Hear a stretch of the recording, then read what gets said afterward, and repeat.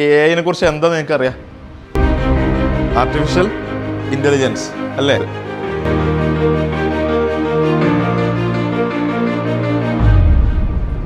നിർമ്മിത അല്ലെങ്കിൽ കൃത്രിമ ബുദ്ധി അല്ലേ?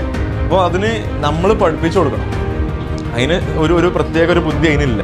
ഇപ്പോൾ ChatGPT ഉപയോഗിക്കണില്ല, ഏകദേശം എല്ലാവരും ഉപയോഗിക്കാത്തവരുണ്ടോ?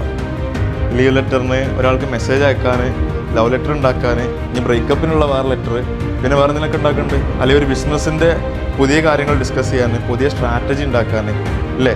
പല പല കാര്യങ്ങൾക്കില്ല.